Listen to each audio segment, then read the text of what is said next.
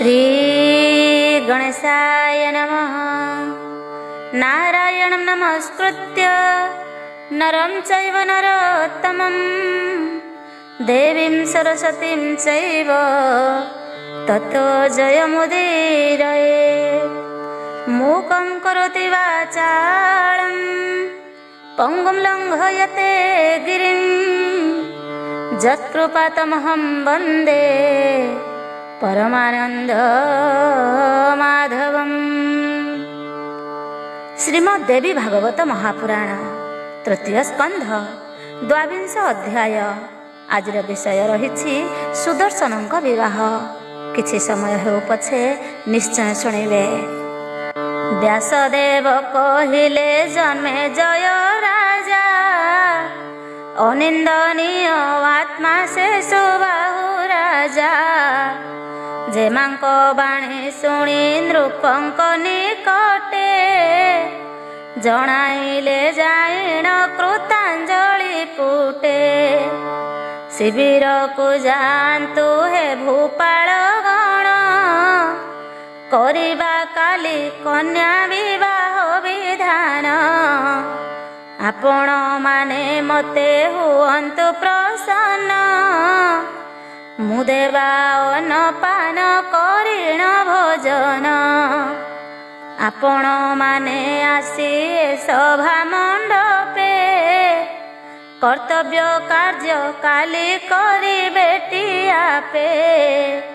सभा को आसीबाकू आजी मोर झियो, असम्मत हुई कि करिबी कह। আজি তাকু বিশেষ রূপে বুঝাইবি, কিপরি হেলে কালি সভাকু আনিবি। এণু দয়া প্রকাশী আহে নৃপগণ, আজি মাত্র করন্তু সুবাস গমন। বুদ্ধিবন্ত মানবাশ্রিত পুত্র প্রতি, होइथान्ति सर्वदा अति प्रीतमती। दोष कले हेले नुहन्ति विरोधी, सदास पुत्र प्रति जेहिटी सुबुद्धि। काली प्रात कालरू आनिबि मो कन्या, আজি मात्र सपुर जाओ महामना। इच्छापण कि अबा शौर्यपण जाहा, इच्छा हुए मानसे स्थिर कर ताहा। काली प्रात काल रे विवाह निर्वाह, संपादन करिब आहे सर्वराय। अथवा समुदाय नृपगण मिली, निज निजर मत अनुरूपे काली। स्वयंवर कार्यटी संपूर्ण करिबे, सुबाहुंक ए बाणी शुणी राजा सर्वे। सत्य भावी आवास गमन करिले, नगर चारि पार्श्वे रक्षा विधान रे।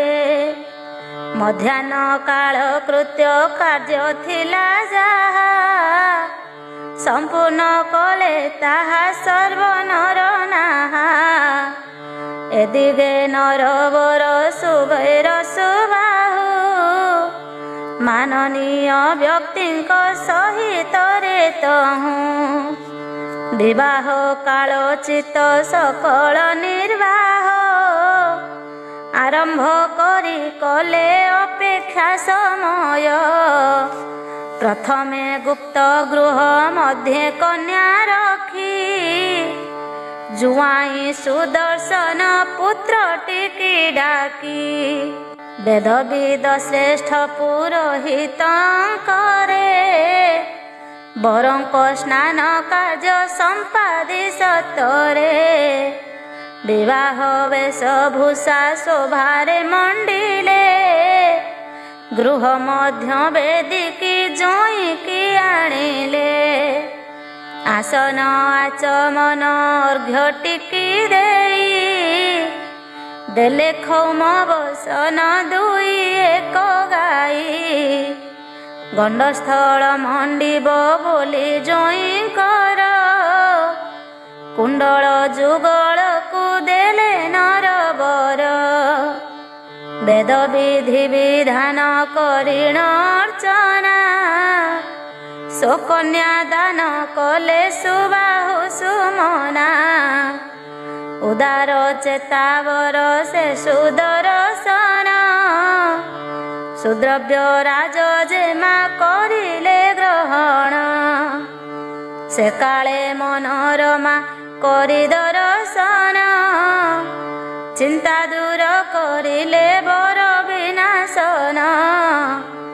ଶୋକେଶୀ ଶଶୀ କଳା ସେ ରାଜ ଯେମାକୁ କୁବେର କନ୍ୟା ସମ ଭାବିଲେ ତାହାକୁ। ଆପଣାକୁ କୃତାର୍ଥ ବୋଲି ମନେ ମନେ ଭାବିଲେ ମନୋରମା ସେ ତ ମନୋରମେ। ସମୁଦାୟ ସଚିବ ଗଣ ସେହି କାଳେ ପରମ ଆନନ୍ଦିତ ନିର୍ଭୟରେ ବଳେ। ବସନ ଭୂଷଣାଦି ମଣ୍ଡି ଦେଇ ଆପେ କୌତୁକେ ନେଲେ ବର କୌତୁକ ମଣ୍ଡପେ। ସୁରମଣି ରମଣୀ ଗଣ ଅନ୍ତପୁରେ ବିଭା ବିଧି ଜାଣନ୍ତି ଯେ ଭଲ ରୂପରେ। ନୃପବାଳା ସେ ଶଶୀ କଳା ସୁମୋହିଙ୍କୁ ମଣ୍ଡାଇ ଯଥୋଚିତ ସୁଦେଶ ଭୂଷାକୁ। ସୁନ୍ଦର ଯାନ ପରେ ସୁଖେ ବସାଇଲେ ସୁନ୍ଦର ବରେ ଯାଅ ସୁଖେ ବୋଲି ଭଲେ। ଗୃହର ମଧ୍ୟ ବେଦୀ ବରଙ୍କ ନିକଟେ ଭେଟାଇ ଦେଲେ ନେଇ ଆଜି ଉଚାଟେ। ପୁରୋହିତ ଯେ ବେଦ ବିଧିର ବିଧାନ ପୁରସର କରିଣ ସୁଅଗ୍ନି ସ୍ଥାପନ। ପୁରତରେ ବର କନ୍ୟାଙ୍କ ଯେ ଆହୁତି ପରଦାନ କରନ୍ତେ ପ୍ରକଟ ସୁଦ୍ୟୁତି। ପରସ୍ପର ପ୍ରେମ ଆସକ୍ତ ବଧୂବର କୌତୁକ କ୍ରିୟା ସୂତ୍ର କଲେ ଦୁହିଁଙ୍କର। ବରବଧୂ ବିଧିରେ ଲାଜା ହୋମ କଲେ ଦୁହିଁଙ୍କର ଲଜ୍ଜାଟି ହରିବାର ଛଳେ। ଅଗ୍ନିତପତ ହେମ ଦେହାଙ୍କ ସହିତ ହୋମ ନଳ ପ୍ରଦକ୍ଷିଣ କଲେ ସେତ। ପରମ୍ପରା କୋକିଳ ଗୋତ୍ରାନୁଯାୟକ ସମ୍ପୂର୍ଣ୍ଣ କଲେ ଯଥାବିଧି କାର୍ଯ୍ୟ ଯାକ। ସୁବାହୁ ନରବର ଉପେନ୍ଦ୍ର ସେ କାଳେ ଅତିଶୟ ଆନନ୍ଦେ ମାନସ ଚଞ୍ଚଳେ। ପ୍ରେମ ପୂର୍ଣ୍ଣ ହୃଦୟ ଆପଣା ଜୟକୁ ସେ ରାଜ ସୁକୁମାର ସୁଦର୍ଶନଙ୍କୁ। ଅସଯୁତ ସୁସର ସମୂହ ପୂରିତ ସୁନ୍ଦର ସୁସଜ୍ଜିତ ଦେଲେ ସତରଥ। ଗିରିଶୃଙ୍ଗ ସମାନ ସମୁନ୍ନତ ଦେହ ଭୂଷିତ ସୁବରଣ ଅଳଙ୍କାର ସହ। 125 ମନ୍ଦମତ ଗଜ ଜାମାତାଙ୍କୁ ପ୍ରଦାନ କଲେ ମହାରାଜ। କାଞ୍ଚନ ବିଭୂଷଣେ ହେବା ବିଭୂଷଣ କାଞ୍ଚନ ଦେହାବାସୀ ସତ ହେଲେ ଜାଣ। ମହାମୂଲ୍ୟ ଭୂଷଣେ ହେବାର ଭୂଷିତ ସର୍ବବିଧ ଆୟୁଧ ଧାରି ସତ ଭୃତ୍ୟ। ବିବିଧ ରତ୍ନ ଯଥୋଚିତ ବସ୍ତ୍ର ଦେଲେ ସୁନ୍ଦର ଶତ ସଂଖ୍ୟା ହସ୍ତିନୀର ତୁଲେ। ସୁଦିବ୍ୟ ବିଚିତ୍ର ଯେ ଉର୍ଣ୍ଣ ତନ୍ତୁ ଜାତ ଆସ୍ତରଣ ସମସ୍ତ କରିଲେ ପ୍ରଦତ୍ତ। ରମଣୀୟ ପ୍ରଶସ୍ତ ବିଚିତ୍ର ବାସ ଘର। ସିନ୍ଧୁ ଦେଶ ସମ୍ଭବ ଶତ ସବାର। ମହତ ଭୋଜ ଭାର ବହନରେ କ୍ଷମ। ଦେଲେ 300 ସେ ଅଟ ଉତ୍ତମ। 200 ଘୋଷ ଗଡ଼ ଧାନ୍ୟରେ ସମ୍ପୂର୍ଣ୍ଣ। ବିବାହ ଯୌତକୁ ଦେଲେ ନର ରାଣ। ସୁବାହୁ ନରବର ସୋଦାର ହୃଦେ। ରାଜପୁତ୍ରୀ ସେ ମନୋରମାଙ୍କର ପାଦେ। ପ୍ରଣାମ କରି କୃତାଞ୍ଜଳିରେ କହିଲେ, ପରମ ପୂଜନୀୟା ରାଜସୁତେ ବାଳେ। ମୋହିତ ଆପଣଙ୍କ ଶ୍ରୀଚରଣ ଦାସ। ମନଗତ ସ୍ୱଭାବ କରନ୍ତୁ ପ୍ରକାଶ। ତା ଶୁଣି ମନୋରମା କହିଲେ ଭୂପାଳ। କୁଳ ବୃଦ୍ଧି ହେଉ ସେ ହେଉ ସୁମଙ୍ଗଳ। ତୁମ୍ଭ ଯେ ମାରତନ ରତନ ସମାନ। ଯତନେ ମୋ ପୁତ୍ରର କରେ କରି ଦାନ। ସମଧିକ ସମ୍ମାନ ବୃଦ୍ଧି କରିଛନ୍ତି। କି ସ୍ତୁତି କରିବି ହେ ତୁମ୍ଭର ନୃପତି। ବନ୍ଦୀ ପୁତ୍ରୀ ନୁହେଁ ତ ସ୍ତୁତି ଯେ ବାଦିକା। ବନ୍ଦୀ ବି କିବା କରି କି ସ୍ତୁତି ଅଧିକା। ତୁମ୍ଭ ପରା ମହତ ଜନଙ୍କୁ ହେ ବୀର। ମୋର ପରି ଅଧମ କି କହିବ ଗୀର। କେବଳ ଏତିକି ହେ ନୃପ ଅଗ୍ରଗଣ୍ୟ। ଆପଣ ମୋ ପୁତ୍ରର ଶ୍ୱଶୁର ହୋଇଣ। ସୁମେରୁ ଗିରି ପରି ସାଧ୍ୟ ସୁବର୍ଦ୍ଧିତ। କରିଛନ୍ତି ଅଧିକ କି କହିବି ମୁଁ ତ। ଆପଣଙ୍କ ଚରିତ୍ର ବିଚିତ୍ର ପବିତ୍ର। କି ବର୍ଣ୍ଣିବି ନୃପତି ମୁଁ ରମଣୀ ମାତ୍ର। ସମାଗତ ଅଖିଳ ଏ ନୃପ ସମାଜ। ହେ ମହାରାଜ ପରିତ୍ୟାଗ କରି ଆଜ। ରାଜହୀନ କାନନ ବାସୀ ପିତୃହୀନ। ଧନ ଜନ ସମ୍ପତ୍ତି ହୀନ ସୈନ୍ୟ ଶୂନ୍ୟ। ଫଳାହାରି ମୋ ପୁତ୍ର ସୁଦର୍ଶନ ଯେବେ। ପ୍ରଶଂସନୀୟ କନ୍ୟା ଦାନ କଲ ଏବେ। ଆତ୍ମତୁଲ୍ୟ ଧନ ସମ୍ପତ୍ତି ବଳ କୂଳ। ଦେଖି ସର୍ବ ଭୂପାଳ ଆହେ ନର ପାଳ। ଆପଣା ଯେ ମାମଣି ତାଙ୍କ ଶ୍ରୀ କରେ। କରନ୍ତି ପରଦନା ବରଙ୍କରେ କରେ। କିଏ ହେଲେ ମୋ ପୁତ୍ର ପରାୟ ନିର୍ଧନ। କରରେ ନ କରନ୍ତି କନ୍ୟା ରତ୍ନ ଦାନ। ରୂପ ଗୁଣଶାଳିନୀ ଯେ ମାମଣିଙ୍କୁ। କେହି ଛଇ ଦେବାକୁ କହ ନିର୍ଧନକୁ। ପ୍ରଧାନତମ ସୈନ୍ୟ ରାଜାଙ୍କ ସଙ୍ଗରେ। ଶତ୍ରୁତା ଚରିଣ ଯେବେ ସରାଗରେ। ମୋ ପୁତ୍ର ସୁଦର୍ଶନେ କନ୍ୟା ଦେଲ ଯେବେ। ତୁମ୍ଭ ଦମ୍ଭ ବିଷୟ କି ବର୍ଣ୍ଣିବା ତେବେ। ନରବର ପ୍ରବର ସେ ସୁବାହୁ ବୀର। ଏ ଗୀର ଶୁଣି ମନୋରମା ଦେବୀଙ୍କର। ଅତିଶୟ ପ୍ରୀତିରେ କୃତାଞ୍ଜଳି ଫୁଟେ। ଭକ୍ତି ଭରେ କହିଲେ ପୁଣି ସନ୍ନିକଟେ। ଏ ପ୍ରସିଦ୍ଧ ସାମ୍ରାଜ୍ୟ ଘେନ ଆଗରାଣୀ। ତୁମ୍ଭର ସେନାପତି ମୁଁ ହୋଇବି ପୁଣି। ଏଥିରେ ଅସମତ ମନ ହେବ ଯେବେ।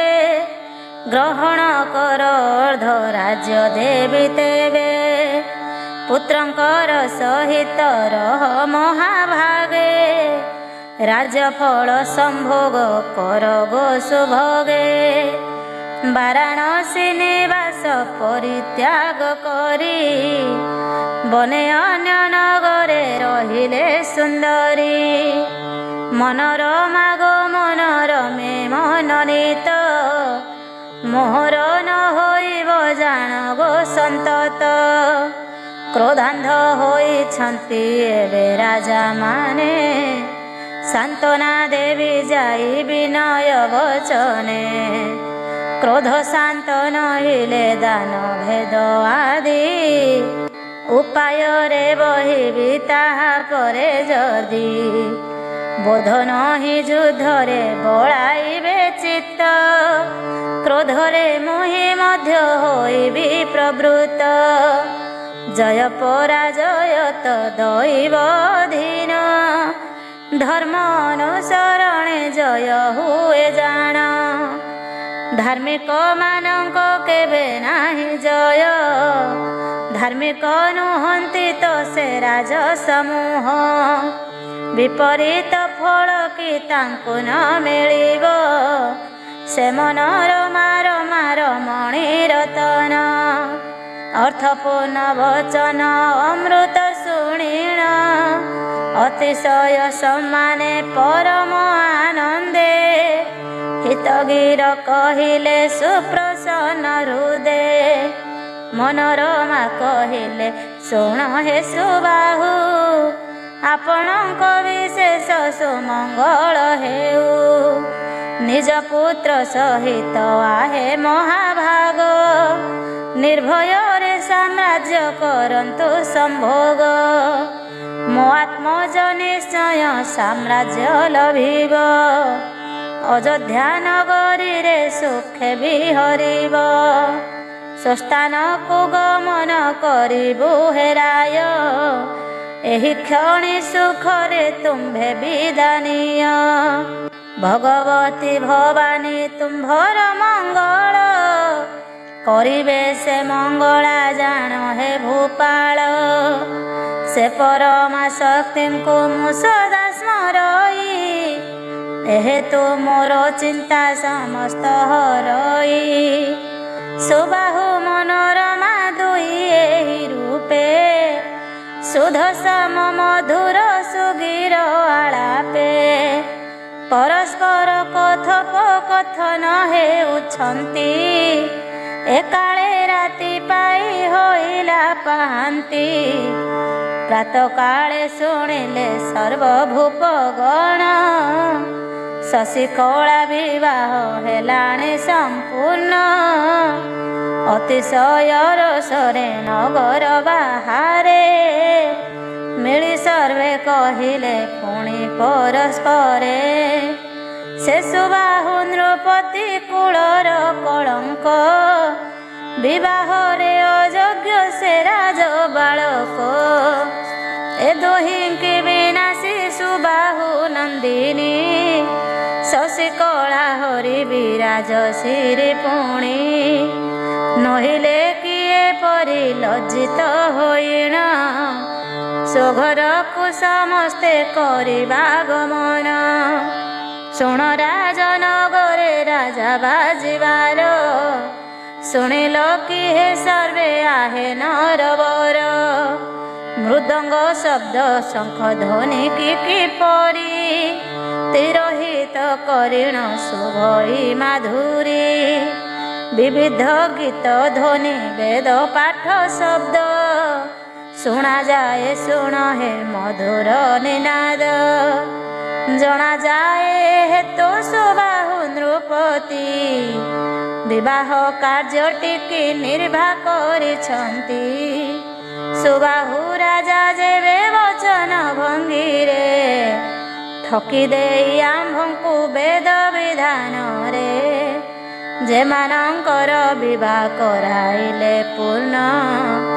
ଆମ୍ଭର କି କର୍ତ୍ତବ୍ୟ ବିଚାର ଏ କ୍ଷଣ ଏହି ବିଷୟ ଚିନ୍ତା କରି ରାଜଗଣ ପରସ୍ପର ସମେତ କର ସମର୍ଥନ। ଏପରି ନୃପମାନେ ବିଚାରୁଅଛନ୍ତି ଏ ସମସ୍ତେ ପ୍ରଭାବଶାଳୀ କାଶୀପତି। ଯଥାବିଧି ବିବାହ ସମ୍ପାଦିବା ପରେ ନରବର ଗଣଙ୍କୁ ବରିବା ଇଚ୍ଛାରେ ସୁପ୍ରସିଦ୍ଧ ପୌରୁଷ ଯୁତ ସହୃଦ୍ଗଣ ସହିତରେ ସେ କାଳେ କରିଲେ ଗମନ। କାଶୀପତି ସୁବାହୁ ଆସିବା ଦେଖିଲେ ପରସ୍ପରେ ରାଜା ଏ କଥା ନ କହିଲେ। କ୍ରୋଧରେ ମୁନି ପରି ହୋଇଗଲେ ତୁନି ବୋଧ ହୋଇ ସେ କାଳେ ସୁବାହୁ ନୃମଣି। ସେ ରାଜା ମାନଙ୍କର ଯାଇ ସନ୍ନିକଟେ ପ୍ରଣମୀଳ କହିଲେ କୃତାଞ୍ଜଳି ଫୁଟେ। ମୋ ଘରକୁ ଆସନ୍ତୁ କରିବେ ଭୋଜନ ମୋ ବିନୟ ଘେନିଣ ହେ ସର୍ବରାଜନ। ମୋହର ଯେ ମାମଣି ସ୍ୱୟଂ ଶଶୀ କଳା ରାଜପୁତ୍ର ସୁଦର୍ଶନଙ୍କୁ ବରିଲା। ଏ ବିଷୟ ମୋହିବା କି ସହିତାହିତ ବିଚାର କରିବାର ଅଟଇ ବିହିତ। ଯାହା ହେଉ ଆପଣ ମାନେ ମୋର ପ୍ରତି ଉଚିତ ନୁହଁଟି ହେବା କ୍ରୋଧମତି। ଅଟନ୍ତି ତ ଦୟାଳୁ ସର୍ବଦା ସାଧବ ସୁବାହୁ ବାଣୀ ଶୁଣି ସର୍ବମହାଧବ। ସମଧିକ କ୍ରୋଧରେ କହିଲେ ରାଜନ ସ୍ୱଇଚ୍ଛାରେ ଆମ୍ଭେ ତ କରିଛୁ ଭୋଜନ। ଆପଣ ଯାଇ ଏବେ ଭାବି ଅବଶେଷ କାର୍ଯ୍ୟଟି ଶେଷ କରି ଅତି ଶୀଘ୍ର ଆସ। କରିଛନ୍ତି ଆପଣ ଆମ୍ଭର ସତ୍କାର ଯାଉଛୁ ଆମ୍ଭେମାନେ ଆପଣା ନଗର। ସୁବାହୁ ରାଜା ଶୁଣି ରାଜାଙ୍କର ବାଣୀ ଏପରି ସମାନ ସେ ପଚାରିଲେ ପୁଣି। ଏ ସମସ୍ତ ରାଜା ତ ମହତ ଦୁଃଖିତ ହୋଇଛନ୍ତି ଯେପରି ପୁଣି କ୍ରୋଧାନ୍ୱିତ। କି ଅନିଷ୍ଟ ମୋହର ଘଟାଇଣ ଦେବେ ବିଚାରି ବୁଝି ତାହା ନ ପାରଇବେ। ଏପରି ଶଙ୍କା କରି କରି ନରବର ପ୍ରବେଶ କଲେ ଯାଇ ଆପଣା ନଗର। ସକଳ ମହିପାଳ ପ୍ରତିଜ୍ଞା କରିଲେ ସୁଦର୍ଶନ ଯିବାର ସମୟରେ ବଳେ। କରିଦେଇ ଗମନ ମାର୍ଗ ଅବରୋଧ କରିଦେବା ତାହାକୁ ଜୀବନରେ ବୋଧ। କାଶୀ ରାଜା ଯେମାକୁ କରିବା ହରଣ ତା ମଧ୍ୟ କେହି କେହି କଲେ ନିବାରଣ। ନୃପପୁତ୍ର ସୁଦର୍ଶନେ ମାରିଦେଲେ ଆମ୍ଭର କି ସୁଫଳ ଫଳିବ ବା ଭଲେ। କୌତୁକ ବିବାହ ଆରମ୍ଭ ଦେଖିବା ଯେ ଯାହା ନଗରକୁ ଫେରି ପଳାଇବା। ଏହିପରି ବିଚାର ନୃପ ବୃନ୍ଦମାନେ ମାର୍ଗ ଅବରୋଧରେ ରହିଲେ ଗୁମାନେ। ସୁବାହୁ ସୋଗନଗ କରିଣ ଗମନ ଅବଶିଷ୍ଟ କାର୍ଯ୍ୟ ଯା କରିଲେ ପୂରଣ। ଏହିଠାରେ ଶ୍ରୀଦେବୀ ଭାଗବତଙ୍କରେ ସୁମହତ ପୁରାଣ ତୃତୀୟ ସ୍କନ୍ଧରେ ସୁଦର୍ଶନ ବିବାହ ହେବାର ନିର୍ବାହ ସୁସମ୍ପୂର୍ଣ୍ଣ ହୋଇଲା ଦ୍ୱାବିଂଶ ଅଧ୍ୟାୟ। ସୁଦର୍ଶନ ଦିୟୋଗ ସୁରେଶ ଜନନୀ ବାଲାଜୀ ରଣା କହେ ବିନୟରେ ଭଣୀ। ତ୍ରୟୋବିଂଶ ଅଧ୍ୟାୟ ସୁଦର୍ଶନଙ୍କ ସହିତ ରାଜାମାନଙ୍କର ସମର। ବ୍ୟାସଦେବ କହିଲେ ଜନ୍ମେ ଜୟ ନୃପ ଅମୃତ ଦ୍ୟୁତିମନ୍ତ ସେ ସୁବାହୁ ନୃପ। ସମ୍ମାନ ପୂର୍ବକରେ ବିବିଧ ଭୋଜ ଦେଇ ପରମ ସମାଦରେ ଜାମାତାଙ୍କୁ ସେହି 6 ଦିବସ କରିଲେ ବାହିତ। ବିବାହ କାର୍ଯ୍ୟ ଆଦି କରି ସମାପତ ବର କନ୍ୟା ଦୁହିଁଙ୍କୁ ହୋଇଣ କୌତୁକ ପ୍ରଦାନିଲେ ବିବିଧ ରତ୍ନାଦି ଯୌତୁକ। ସପ୍ତଦ୍ୱିଗୁଣ ପୁର ମଙ୍ଗଳା ସ୍ମରଣରେ ବିଭା ସପ୍ତ ମଙ୍ଗଳା ପରେ ସେ ଯିବାରେ। ଉଯୋଗ କରି ଶୁଭେ କରନ୍ତେ ସମ୍ଭାର ଶୁଣିଲେ ମାର୍ଗରୋଧ କରିବେ ନୃବର। ଅତିଶୟ ଭୟାଳୁ ହୋଇଲେ ସୁବାହୁ ସୁଦର୍ଶନ କହିଲେ ଶ୍ୱଶୁରଙ୍କୁ ତହୁଁ। ହେ ବ୍ୟାଘ୍ର ରାଜ ଶୀଘ୍ର କରନ୍ତୁ ବିଦାୟ ଯିବୁ ତ ଆମ୍ଭେ ମାନେ ନାହିଁ କିଛି ଭୟ। ଏବେ ଯିବୁ ପବିତ୍ର ଭରଦ୍ୱାଜାଶ୍ରମ ବିଶ୍ରାମ କରି ସୁଖେ ନ ଲାଗିବ ଶ୍ରମ। ପରେ ସମାହିତରେ କାହିଁ କଲେ ବାସ ସୁଖ ହେବ ସେ ସ୍ଥାନେ କରିବୁ ନିବାସ। ହେ ଅନଘଏ ନୃପଗଣ କି କରିବେ ଜଗନ୍ମାତା ଭବାନୀ ସାହାଯ୍ୟ ହୋଇବେ। ନରବର ପ୍ରବର ସୁବାହୁ ସେ କ୍ଷଣି ଜାମାତାଙ୍କ ଯିବାର ଅଭିଳାଷ ଜାଣି ବହୁତ ଧନ ଦେଇ ବିଦାୟ କରିଲେ। ସୁଦର୍ଶନ ସେ ଅତି ଶୀଘ୍ର ବାହାରିଲେ। ବିପୁଳ ସୈନ୍ୟ ସହ ସୁବାହୁ ରାଜନ ଜାମାତାଙ୍କ ପଛରେ କରିଲେ ଗମନ। ପରମ ଶୌର୍ଯ୍ୟଶାଳୀ ରଘୁବଂଶୋଦ୍ଭବ ବେଷ୍ଟିତ ହୋଇ ରଥ ସମୂହରେ ଭାବ। ସହଧର୍ମିଣୀ ସହିତ ରଥ ଉପରେ ବସି ହସି ସୀତେ ଗଲେ ପଥ ପରେ। ଅସୀମ ସୈନ୍ୟ ଦେଖି ନୃପଗଣଙ୍କର ସନ୍ଦର୍ଭ ମନ୍ଦହାସ କରନ୍ତି ସତର। ସୈନ୍ୟ ଦେଖି ମାତ୍ରକ ସୁବାହୁ ନୃପତି ସୁଖୀ ଗଲା କଣ୍ଠସ୍ଥ ଚିନ୍ତା କଲେ ଅତି। ମନେ ମନେ ସାନନ୍ଦେ ଶିବାଙ୍କ ଶରଣ ନେଲେ ଶ୍ରୀ ଭଗବତୀ ସତୀଙ୍କୁ ସ୍ମରିଣ।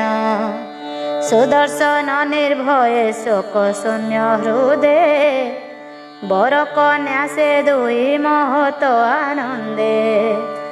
ଅତ୍ୟଭୂତ କଲ୍ୟାଣ ପ୍ରଦ ଏକାକ୍ଷର କାମରାଜ ମନ୍ତ୍ରକୁ ଜପିଲେ ସତର। ଏକତ୍ର ହୋଇ କରି ସର୍ବମହିପାଳ ଯୁଦ୍ଧ ହେତୁ କରିଲେ ମହାକୋଳାହଳ। ସେ କାଶୀ ରାଜବାଳା ସୁଶଶୀ ମୋହିକି ହରଣ କରିବାରେ ବଳାଇ ମତିକି। ତାହା ଦେଖି ସୁବାହୁ କାଶୀ ଅଧୀଶ୍ୱର ବିଚାରିଲେ କରିବି ରାଜାଙ୍କୁ ସଂହାର। ରଘୁବଂଶ ସମ୍ଭବ ବୀର ସୁଦର୍ଶନ ଜୟତ ତାଙ୍କ ଇଚ୍ଛା କଲେ ନିବାରଣ। ପରସ୍ପର ସଂହାର ଅଭିଳାଷୀ ସର୍ବେ ସୁବାହୁ ନରବର ଅନ୍ୟ ନୃପବର୍ଗେ। ଶଙ୍ଖ ଭେରି ଦୁନ୍ଦୁଭି ପୁଣି ନାନା ବାଦ୍ୟ ଜୟ ଝଳକା ମାଜିଲା ସେ କି ଯୁଦ୍ଧନାଦ। ନୃପନନ୍ଦନ ଶତ୍ରୁଜିତ ବୀର ଈଶ ସୁଦର୍ଶନ ବିନାଶ କରିବା ସକାଶ। ଶରଧରି ଆଗରେ ଆସି ଠିଆ ହେଲେ ଯୁଦ୍ଧାଜିତ ନାତିଙ୍କ ସାହାଯ୍ୟ ହୋଇଲେ। ଅନ୍ୟ କେତେ ନୃପତି ସୈନ୍ୟଙ୍କ ସହିତେ ଦେଖିବାରେ ଯୁଦ୍ଧଟି ହେଲେ ଅବସ୍ଥିତ। ସୁଦର୍ଶନ ସମ୍ମୁଖେ ଯୋଦ୍ଧା ସୁଧାଜିତ ଯୁଦ୍ଧ ହେତୁ ହୁଅନ୍ତେ ଆସି ଉପସ୍ଥିତ। ତାହାଙ୍କର ସାହାଯ୍ୟ ଭାଇଙ୍କ ବିନାଶେ ଠିଆ ହେଲେ ଆଗରେ ଶତ୍ରୁଜିତଟି ସେ। କ୍ରୋଧରେ ପରସ୍ପରେ ଶରଙ୍କ ଆଘାତେ ଯୁଦ୍ଧେ କ୍ଷତ ବିକ୍ଷତ ହେଲେ ସର୍ବେ ଗାତ୍ରେ। ଶରଙ୍କର ଘର୍ଷଣେ ବିଷମ ସଂଘର୍ଷ ସଂଜାତ ହୋଇଲେ ହେଁ ଜନ୍ମେଞ୍ଜୟ ଈଶ। କାଶୀରାଜ ସୁବାହୁ ଜୟୀଙ୍କ ସାହାଯ୍ୟେ ସୈନ୍ୟ ସହ ଆଗରେ ଠିଆ ହେଲେ ନିଜେ। ଏହିପରି ମହତ ଲୋ ମୋହର ସଣ ଅସମ ସମରେ ତ ହେଲାନି ଦାରୁଣ। ଶଶୀ କଳା ସୁଦର୍ଶନଙ୍କ ସ୍ମରଣେ ଶ୍ରୀ ଭଗବତୀ ଦେବୀ ସେ ସ୍ଥାନେ ସେ କ୍ଷଣେ। ପଞ୍ଚାଶ ବାହନର ପୃଷ୍ଠ ପରେ ବସି ଆବିର୍ଭୂତା ହୋଇଲେ ମନ୍ଦ ମନ୍ଦ ହସି। ହୋଇଛନ୍ତି ବିଚିତ୍ର ଭୂଷଣେ ଭୂଷିତା ନାନାବିଧ ଆୟୁଧ ଶ୍ରୀ करे ସଂଯୁକ୍ତା। अलौकिक सुंदर रमणी मूर्ति से गला देशे मंदार माला शोभा दिशे। मांग भांग पकाई छंदी पिंधि छंती सुंदर सुवसन दिशे महाद्युति। सहसा सुदर्शनकर सहाय रे आविर्भूता होइले समर स्थान रे। ताहांकु देखि तहि थिबा नृपचय एपरि भावी हेले महत विस्मय। ए पांचस्य वाहिनी रमणी किए से केउठारु एहाकु किंपा आसिले से। सुदर्शन देवींकु करी सुदर्शन शशुरंकु कहिले परिवचन। देख देख ए दिव्य दर्शना महादेवी दयाटीरे आंभर सहित को भावी। आपणा अनुग्रह प्रकाश हेबारे आविर्भूता होइले आंभर हेतुरे। हे महाराज आउ काहे पाई भय महादित न जाहेलेଣି सदय। सुबाहु नरवर वीर सुदर्शन जगन्माता सेवरा ननांको देखिण। परम हरसरे प्रणाम करिले ए अन्ते जाहा हेला शुण नृप भले। देवींकर बाहन सिंह भयंकर गरजन करन्ते सर्व करिवर। भयरे थर थर होइले सतर चारिदिगे बहिला वायु भयंकर। दश दिग सकल दिशिले भीषण सारथींकु कहिले वीर सुदर्शन। जहि छन्ति महत योद्धा भूप गणे तहि कि रथ निय सतरत क्षणे। पापिष्ठ राजा माने कोप करी मते कि अनिष्ट करिबे विचारिण चित्ते। स्वयं श्री भगवती रखिबे आम्भंकु स्मरण मात्रे आसी अछन्ति एठाकु। एहेतु सारथी होइण निर्भय नृपंकर सम्मुखे रथ टिकिनिय। सुदर्शन बाणी की शुणी सेनापति रथ टिकी बाहिला निशंके झटती। युद्धाजित अधिक क्रोध होई मने महिपंकु कहिले किंपा तुम्भे माने। भय पाई काहिंकी विलंबटी कर पत्नी सह सुदर्शनंकु संहार। कि आश्चर्य ए बल विहीन बालक थिबा ठारे सकल भूपाल अधिक। समस्तंकु देन अपमान टिकी निर्भय रे नेबी की राजकुमारी की। सिंह परे बसिबा नारीटाकु देखी सकल भूपाल हे भय जे काहिंकी। उपेक्षा करिबार उचित नमन सुदर्शन मारणे हुओ सावधान। मारी देई प्रथमे सुदर्शन टिकी पछरे विनाशी विराज कुमारी की। ଏ ଶୃଗାଳ ସମାନ ବଳହୀନ ଟୋକା, ନୃପବର କେଶରୀ ହସ୍ତଗତ ଏକା। ନୃପବାଳା ରତନ ଛଡ଼ାଇ ନେବ କି, ସିଂହ ବସିଏ ନାରୀ ଟୋକି ରଖିବ କି। ଦୁର୍ମତି ଯୁଦ୍ଧା ଜିତ ଏପରି କହିଣ, ସସୈନ୍ୟ ଶତ୍ରୁ ଜିତ ମିଳିତ ହୋଇଣ। ଯୁଦ୍ଧ ହେତୁ କ୍ରୋଧରେ ସୁଦର୍ଶନ ଆଗେ, ଉପସ୍ଥିତ ହୋଇଣ ଧନୁ ଧରି ରାଗେ। ଆକର୍ଣ୍ଣ ପରିଜନ୍ତେ ଆକର୍ଷଣ କରି, ତୀକ୍ଷ୍ଣ ଶିଳା ଶାଣିତ ପୁଙ୍ଖ ସର ଧରି। ସୁଦର୍ଶନ ଉପରେ କଲା ବର୍ଷଣ, ତାହା ଦେଖି ଦେଇଣ ବୀର ସୁଦର୍ଶନ। ଶେଷର ନିକରଙ୍କୁ ଆସିବା ସମୟେ, ଛେଦି ଦେଲେ ତକ୍ଷଣେ ସୁସର ସମୂହେ। ଏପରି ଭୟଙ୍କର ହେଲା ମହାରଣ, ଦୁର୍ଗତି ବିନାଶିନୀ ଚଣ୍ଡିକା ଦେଖିଣ। ଅତିଶୟ କ୍ରୋଧରେ ଯୁଦ୍ଧା ଜିତ ପରେ, ସରବରଷଣଟି କଲେ ସରାଗରେ। କଲ୍ୟାଣମୟୀ ଜଗନ୍ମାତା ନାନା ରୂପେ, ନାନାଦି ଅସ୍ତ୍ର ଶସ୍ତ୍ର କରେ ଧରି ଆପେ। ଯୁଦ୍ଧା ଜିତ ଆଗରେ ଯୁଦ୍ଧ ସକାଶରେ, ଠିଆ ହେଲେ ଆସିଣ ଭୟ ସ୍ୱରୂପରେ। ଶତ୍ରୁଜିତ ସେ ଯୁଦ୍ଧା ଜିତ ହେଲେ ହତ, ରଥ ପରୁ ଭୂତଳେ ହୋଇଲେ ପତିତ।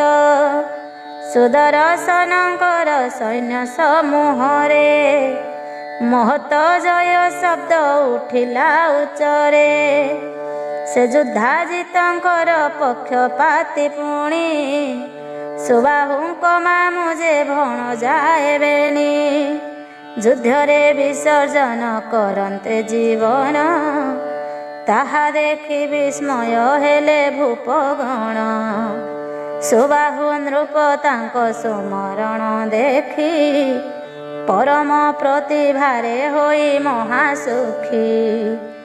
ଦୁର୍ଗତି ବିନାଶିନୀ ଦୁର୍ଗାଙ୍କର ସ୍ତବ, ଭକ୍ତି ଭରେ ସେ କାଳେ କରିଲେ ଆରମ୍ଭ।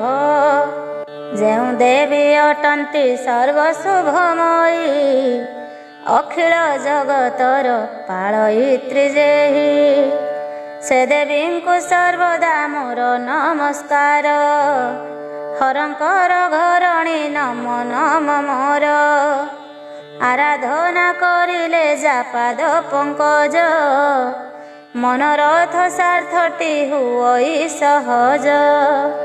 ସେ ଭଗବତୀ ଦୁର୍ଗା ଦୁର୍ଗତି ହାରିଣୀ, କରଇ ବାରମ୍ବାର ମନସ୍ମକାରିଣୀ। ଜୟ ଗୋ ଜଗନ୍ମାତ ଜଗତ ବ୍ୟାପିନୀ, ଜଗତର ପାଳନକାରିଣୀ ତାରିଣୀ। ମୋକ୍ଷଦା ଶାନ୍ତି ବିଦ୍ୟା ସ୍ୱରୂପିଣୀ ତୁମ୍ଭେ, ସୁମଙ୍ଗଳା ଚଣ୍ଡିକା ଶିବାନୀ ଗୋଷିବେ। ତୁମ୍ଭେ ସର୍ବ ପ୍ରକାର କଲ୍ୟାଣ ଆକାର, ଆପଣଙ୍କୁ ଯେ ପୁନଃ ପୁନଃ ନମସ୍କାର। ଆଗ ଦେବୀ ସମସ୍ତ ଗୁଣର ଅତୀତା, କାର୍ଯ୍ୟ କାଳେ ହେଉଛ ଗୁଣ ଗଣେ ଜୁତା। ବୁଦ୍ଧି ଦ୍ୱାରା କିପରି ତୁମ୍ଭର ପ୍ରଭାବ, ବିଷୟଟି ଜାଣିବେ ଚିନ୍ତିଣ ମାନବ। ଆଗ ବିଶ୍ୱଜନନୀ ଏ ବିଶ୍ୱ ଯାକରେ, ଆପଣଙ୍କ ପ୍ରଭାବ ସିଦ୍ଧ ସର୍ବତ୍ରରେ। ଭକ୍ତଙ୍କର ବିପଦ ବିନାଶନ ପାଇଁ, ସର୍ବଦା ମୁଁ ଶୁମ୍ଭୁକାଗ ମହାମାୟୀ। ମୁଁ ସାମାନ୍ୟ ଅଧମ ମାନବ ସମ୍ଭବ, ପରମା ଶକ୍ତିଙ୍କର କି କରିବି ସ୍ତବ।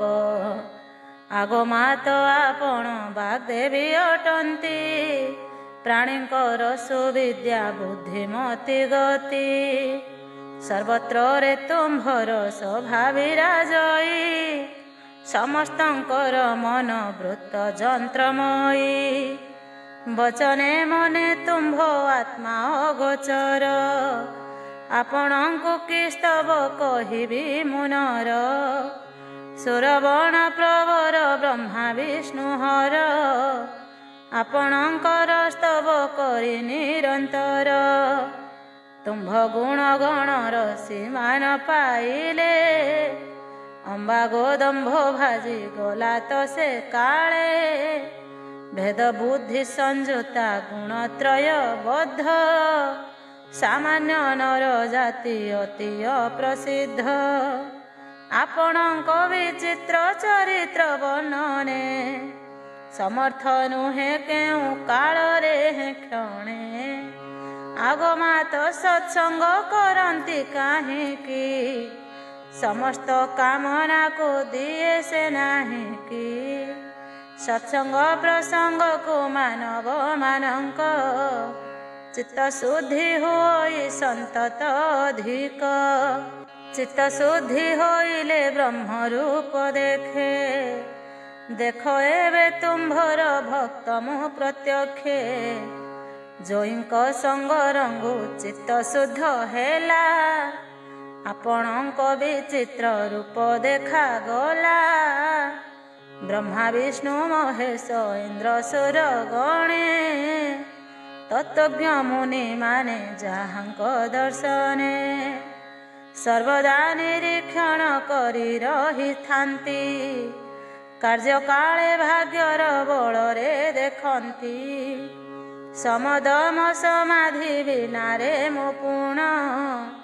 କି ଭାଗ୍ୟରେ ଦୁଷ୍ପ୍ରାପ୍ୟ କରିଲି ଦର୍ଶନ, ଭବରୋଗ ଦୁଷ୍କୃତ ଔଷଧ ରୂପିଣୀ। ଆପଣଙ୍କ ଦୁର୍ଲଭ ସୁଦର୍ଶନ ପୁଣି, ଦୁଷ୍ପ୍ରାପ୍ୟ ତଟଇ ସେ ଅବା କୋଠାରେ। ଭବାନୀ ଗୋ ମୋ ମନ୍ଦ ମତି କେଉଁଠାରେ, ମୋର ପରା ଅଧମ ନର ମାନଙ୍କର। ଅସମ୍ଭବ ନିତାନ୍ତ ଦର୍ଶନ ତୁମ୍ଭର, ଜାଣିଲି ଭକ୍ତଙ୍କର ଭକତି ସୂତ୍ରରେ। ବାନ୍ଧି ହୋଇ ଆପଣେ ଅନୁକମ୍ପାଟିରେ, ଦର୍ଶନ ଦିଅ ବୋଲି ସୁମନସ ଗଣ। କରୁଛନ୍ତି ସର୍ବଦା ତୁମ୍ଭର ପୂଜନ, ଆଗ ଦେବି ଏବେ ଯାଏ ବିଷମରଣେ। ବଳିଷ୍ଠ ଶତ୍ରୁ ଦୁଇ ମାରିଣ ଆପଣେ, ନିଜ ଭକ୍ତ ସୁଦର୍ଶନ ରକ୍ଷା କଲ। ଏହାଠାରୁ ଅଧିକ କି ଅଛିଟି ଭଲ, ନିଜର ଭକ୍ତ ପ୍ରତି ଅନୁକମ୍ପା ଥିବା। ପବିତ୍ର ଚରିତ୍ରର କଥା କି କହିବା, ଆଗ ଦେବୀ ପ୍ରକୃତ ବିଚାର କରିଲେ। ଭକତ ବତ୍ସଳାଙ୍କ ପକ୍ଷରେ ଗୋ ଭଲେ, ସୁଦର୍ଶନ ରଖିବା ଆଶ୍ଚର୍ଯ୍ୟ ନୁହଁଇ। ସ୍ଥାବର ଜଙ୍ଗମାଦି ପାଳ ମହାମାୟୀ, ଆପଣା ଭକ୍ତ ଶତ୍ରୁ କରିଣ ସଂହାର। ଉଦ୍ଧରି କଲ ଭବ କୁପିର ପାର, ଧ୍ରୁବ ସନ୍ଧି ପୁତ୍ରକୁ ଦୟା କରି ଏବେ। ରକ୍ଷା କଲ ସୀମ ସମରରେ ଯବେ, ନିର୍ମଳ ନିଜ ଯଶ ବିସ୍ତାର ହେତୁରେ। ଆପଣା ସେବା ପରାୟଣ ଭକ୍ତଙ୍କରେ, ନିଜର ଖେଳା ଲୀଳା ପ୍ରକାଶ କରୁଛ। ତା ନହିଲେ ସାଧୁଶୀଳ ରାଜବତ୍ସ, ସୁଦର୍ଶନ ସହାୟହୀନ ହୋଇ ଭୋଲେ। ଅସମର ସମର ଏ ଭୀଷଣ ସ୍ଥଳେ, ଜୟ କରି ମଜିମା ରତ୍ନ ନିଅନ୍ତେ କି। ଭବାନୀ ବିନା ଦୟାକାର ହୁଅନ୍ତା କି, ଭକ୍ତଙ୍କର ସାମାନ୍ୟ କାମ ପୂର୍ଣ୍ଣ ହେବା। ବିଚିତ୍ର ନୁହଁଇ ତ ତାହା କି ବନିବା, ଜଗତ ଜନଙ୍କର ଜନମ ମରଣ। ନିବାରଣ କରନ୍ତେ ନିପୁଣା ଆପଣ, ଏହେତୁ ଭକ୍ତମାନେ ଅସୀମ ମହିମା। ବୋଲିଣ କହୁଥାନ୍ତି ତୁମ୍ଭକୁ ଗୌମା, ପାପ ପୁଣ୍ୟ ରହିତା ଅଟ ଆଗ ଦେବୀ। ସଗୁଣ ଯେ ନିର୍ଗୁଣା ବୋଲାଓ ସାଧବୀ, ଭୂ ଭୁବନ ଈଶ୍ୱରୀ ଗୋ କି ଭାଗ୍ୟ ମୋହର, ଦର୍ଶନ ଲାଭ କରି କୃତାର୍ଥ ଶରୀର, ଧନ୍ୟ ଧନ୍ୟ ମୋହର ଜନମ ଗ୍ରହଣ, ବୀଜ ମନ୍ତ୍ର ତୁମ୍ଭର କରିଯା ଭଜନ, ଆପଣଙ୍କ ପାର ମହିମା ପ୍ରଭାବ, ଅତୁଳନୀୟ ସିଦ୍ଧ ଜାଣିଲ ହିଁ ସର୍ବ, ସୁବାହୁଙ୍କ ଏ ବାଣୀ ଶୁଣି ଭଗବତୀ, କଲ୍ୟାଣମୟୀ ଦେବୀ ପ୍ରସନ୍ନେ କହନ୍ତି, ଆହେ ସୁବ୍ରତ ନର ବରଙ୍କର ବର, କି ବରରେ ଇଚ୍ଛାଟି ବରି ନିଅ ବର, ଏହିଠାରେ ଶ୍ରୀଦେବୀ ଭାଗବତଙ୍କରେ, ଅମୃତ ଉପମେୟ ମହାପୁରାଣରେ, ତୃତୀୟ ସ୍କନ୍ଧେ ସୁଦର୍ଶନ ବୀର ବର, 23 ଅଧ୍ୟାୟ ପୂର୍ଣ୍ଣ ଶତ୍ରୁ ମାରିବାର, ଜୟ ଆଗୋ ଭବାନୀ ଭବଙ୍କ ଘରଣୀ, ଭବରୋଗ ନାଶିନୀ ମାତାରା ତାରିଣୀ, ସୁଦର୍ଶନ ବରଦା ସୁଦର୍ଶନ ଦିଅ, ସୁଦର୍ଶନ ଧରଙ୍କ ପଦେ ଭକ୍ତି ଦିଅ, ନିର୍ମଳ ତବ ଦୟା ଚନ୍ଦ୍ର ଉଦେ ହେଉ, ସମ୍ମୁଖ ମୋ ଜ୍ଞାନ ତବ ଦୂରେ ଯାଉ, ଏତିକି ମାଗୁଅଛି ଏ ବାଲାଜୀ ରଣା, ଶୋକତି କି ନିଅନ୍ତୁ କରେ ଜଣା।